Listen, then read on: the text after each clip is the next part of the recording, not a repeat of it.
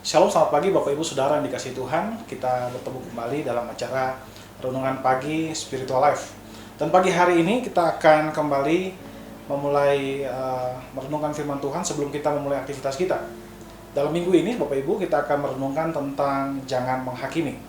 Nah, ayat yang menjadi dasar perenungan kita pada pagi hari ini adalah Matius 7 ayatnya yang pertama. Saya akan membacakan bagian firman Tuhan ini bagi Bapak Ibu Saudara sekalian. Jangan kamu menghakimi supaya kamu tidak dihakimi. Bapak Ibu Saudara dikasihi Tuhan, di dalam ayat yang baru saja kita baca, Tuhan Yesus mengajarkan kita untuk kita tidak menghakimi. Ada setidaknya dua alasan mengapa Tuhan Yesus melarang kita untuk menghakimi. Yang pertama, karena penghakiman itu bukanlah tugas kita.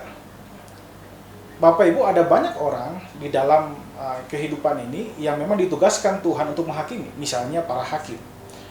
Hakim dan orang-orang yang memang ditugaskan untuk menghakimi, mereka memang diberikan sebuah anugerah Tuhan seperti kemampuan berpikir yang baik, kemudian data-data yang mereka sudah kumpulkan, sehingga ketika mereka membuat penghakiman mereka itu bisa tepat.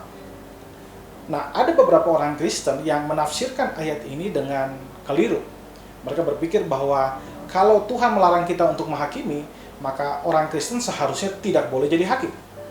Dan bahkan ada beberapa gereja tertentu yang melarang orang Kristen atau gereja ketika gereja mulai menyatakan bahwa seseorang berdosa. Sehingga gereja tidak perlu menegur kalau ada orang berdosa.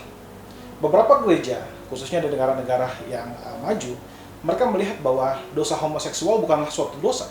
Seseorang tidak harus ditegur karena dia melakukan dosa itu.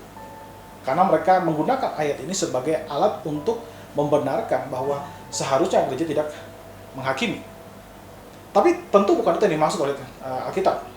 Tuhan bermaksud bahwa kita tidak boleh menghakimi karena memang kita tidak ditugaskan untuk menghakimi. Kita memiliki data yang terbatas, kita juga memiliki pemahaman yang terbatas terhadap kondisi yang berlaku, sehingga penghakiman yang kita berikan seringkali keliru. Itu yang pertama. Yang kedua, kenapa kita tidak boleh menghakimi? Seperti yang sudah dijelaskan sebelumnya, karena penghakiman yang terburu-buru akan membuat kita keliru untuk menilai. Dan penilaian yang keliru bisa membuat kita tergelincir ke dalam fitnah.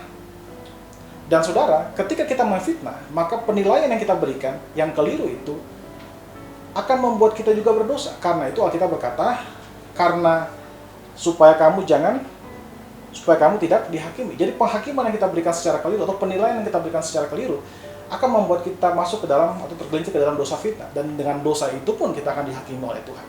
Karena itu Tuhan melarang kita untuk tidak menghakimi. Jadi pagi hari ini kita sudah merenungkan dua alasan mengapa Tuhan Yesus melarang kita untuk menghakimi. Yang pertama, karena penghakiman bukanlah tugas kita. Ada orang-orang tertentu yang sudah diberikan anugerah Tuhan untuk bisa menjadi hakim.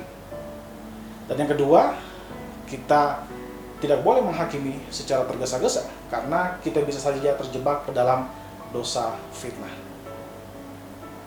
Mari Bapak Ibu, sebelum kita lanjutkan aktivitas kita, mari kita tundukkan kepala, kita berdoa.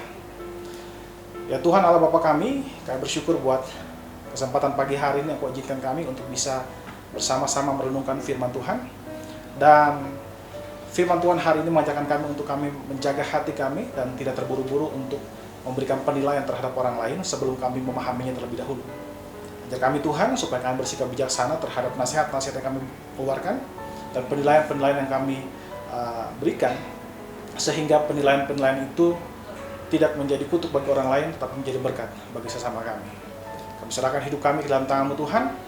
Di dalam nama Tuhan Yesus kami berdoa dan bersyukur kepada Allah Bapa yang bertata dalam kerajaan surga. Haleluya, amin.